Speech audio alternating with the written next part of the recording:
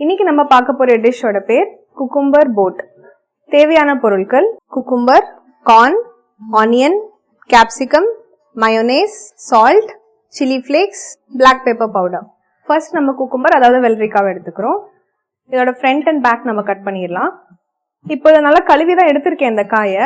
But சில பேருக்கு தோல் டேஸ்ட் பிடிக்காது. அதனால உங்களுக்கு என்ன டேஸ்ட் பிடிக்கும் அந்த மாதிரி பண்ணிக்கலாம். நான் இப்போ ஆல்டர்னேட்டிவா இந்த தோல் வந்து ரிமூவ் பண்ணிடுறேன். இது சரியா ரிமூவ் பண்ணணும்னு தேவை கிடையாது.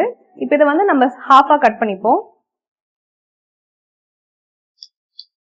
இந்த குக்கும்பர் இப்போ நம்ம பாதி பாதியா கட் பண்ணிட்டோம். இப்போ நம்ம என்ன பண்ண போறோம்னு பாத்தீங்கன்னா, ஒரு ஸ்பூன் எடுத்துட்டு இந்த சீட்ஸ் தெரியுது இல்லைங்களா, ஸோ இதை மட்டும் நம்ம எடுக்க போறோம். ஒரு பவுல் எடுத்துக்கோங்க. இந்த சீட்ஸ் வந்து நம்ம இப்படி ஸ்க்ரேப் பண்ணா வந்துடும். ரொம்ப ஃபோர்ஸ் கொடுக்காதீங்க, கொடுத்தீங்கன்னா இது கொஞ்சம் பிரேக் ஆயிரும். அதனால லைட்டாவே நீங்க பண்ணீங்கன்னா ஈஸியா வந்துடும். ரொம்ப சிரமமா இருக்காது உங்களுக்கு. பாத்தீங்கன்னா அழகா ஒரு கேவிட்டி மாதிரி ஃபார்ம் ஆயிடுச்சு பாத்தீங்களா. இப்ப பாத்தீங்கன்னா இந்த வெள்ளரிக்காய் வந்து உங்களுக்கு நாட்டு வெள்ளரிக்காவும் கிடைக்கும். அது ரொம்ப சத்தானதுன்னு சொல்லுவாங்க. அதனால உங்களுக்கு அதுதான் கிடைக்குதுன்னா நீங்க பண்ணிக்கலாம். இந்த நம்ம ஃபுல்லா எடுத்துட்டோம். ஒரு கிளீன் ஸ்பேஸ் மாதிரி ஆயிடுச்சு நம்மளுக்கு. இப்ப நம்ம நெக்ஸ்ட் பண்ண போறது வந்து ஃபில்லிங்.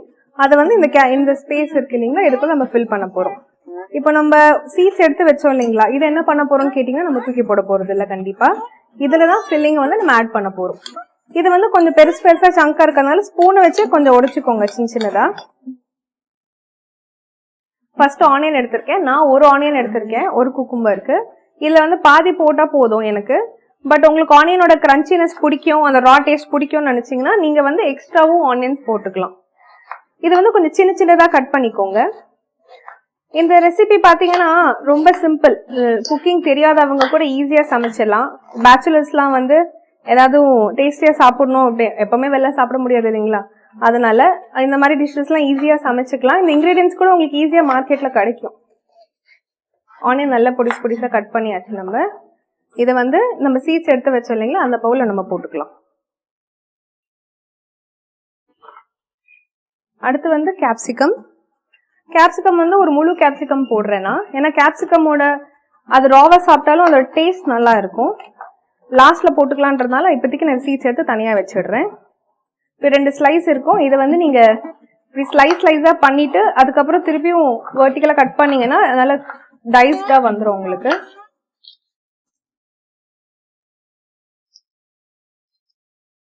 ரொம்ப மெஷர்மெண்ட் எடுத்து ரொம்ப சின்னதா வரணும்னு கிடையாது. ஒரு குறிப்பிட்ட அளவுக்கு சின்னதா வந்துச்சுனாலே போதும் நம்மளுக்கு. ஜஸ்ட் வாயில சாப்பிடுறப்போ சின்ன பீஸா இருந்துச்சுன்னா எல்லாம் சேர்த்து அந்த ஃபில்லிங் வந்து உங்களுக்கு டேஸ்ட் இருக்கும். அதனாலதான் அப்படி கட் பண்ண சொல்றேன். உங்களுக்கு பெரிய சங்க் பிடிக்கும்னா நீங்க அப்படியும் செஞ்சுக்கலாம். இந்த ஃபில்லிங்லயே டேஸ்ட் வந்து கொடுத்தீங்கன்னா 2 இன்கிரிடியன்ட் தான் மெயின். அந்த கேப்சிகம் கார்ன் ஒண்ணு, அப்புறம் அடுத்து போட போற ஒரு டிஷ் அதான் சொல்றேன். இப்போ இந்த கிரன்ச்சினஸ்க்காக ஆனியனும் கேப்சிகமும் நம்ம போட்டுட்டோம். அடுத்து போட போறது என்னன்னா, இது வந்து ஸ்வீட் கார்ன். இதை நான் வேக வச்சு எடுத்திருக்கேன். நான் ஒரு வெள்ளரிக்காய் எடுத்திருக்கேன், ஹாஃப் ஆனியன், ஒரு கேப்சிகம். இதுல வந்து பாதி பவுல் போட்டுக்கிறேன்.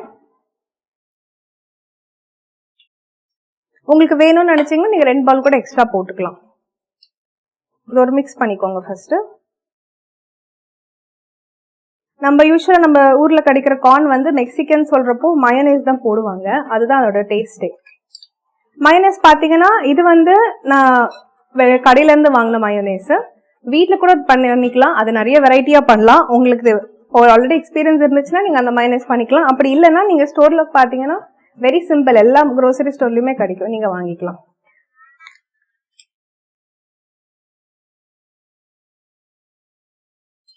அடுத்து இதுல போட போற மசாலா ஃபர்ஸ்ட் என்னன்னு பாத்தீங்கன்னா, நம்ம வந்து சால்ட் போடுறோம். சால்ட் 1/2 டேபிள் ஸ்பூன் போடுறேன். அப்புறம் சில்லி ஃபிளேக்ஸ் அது ஒரு ஸ்பூன் போடுறேன். ஏன்னா காரம் வந்து இதுக்கு நம்ம எதுவும் போட போறது இல்லை, அதனால சில்லி ஃபிளேக்ஸ். உங்களுக்கு விருப்பம் இருந்துச்சுன்னா நீங்க பெரிய பெரிய மசாலாவும் கூட போட்டுக்கலாம். அப்புறம் பிளாக் பெப்பர் பவுடர் போடுறேன், அது ஒரு ஸ்பூன்.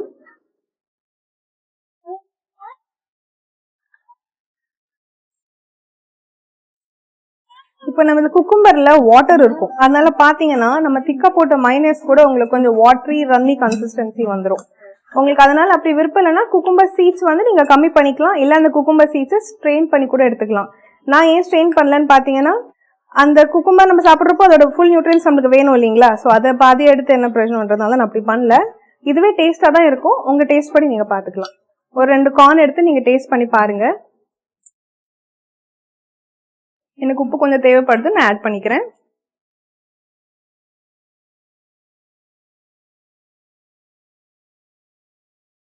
இப்போ ஃபில்லிங் ரெடி ஆயிடுச்சு.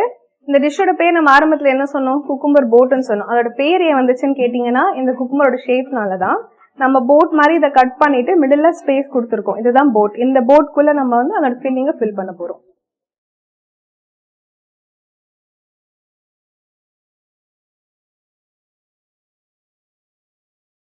ரெண்டாவதையும் ஃபில் பண்ணிப்போம் நம்ம.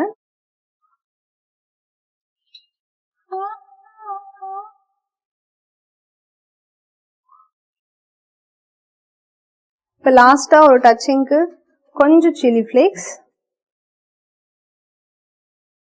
கொஞ்சம் பிளாக் பெப்பர் பவுடர் போட்டுக்கிறேன். உங்க டேஸ்ட் தகுந்தபடி நீங்க வந்து எக்ஸ்ட்ரா ஒன்னா போட்டுக்கலாம், இல்லைனாலும் உங்க இஷ்டம். ரொம்ப சிம்பிளான குக்கும்பர் போட் ரெடி ஆயிடுச்சு. இது குழந்தைங்களுக்கு ரொம்ப பிடிக்கும். கண்டிப்பா ட்ரை பண்ணி பாருங்க. அவங்களுக்கும் கொடுங்க, விரும்பி சாப்பிடுவாங்க. நாளைக்கு நான் உங்களை வேற டிஷ்ஷோட சந்திக்கிறேன். நன்றி, வணக்கம்.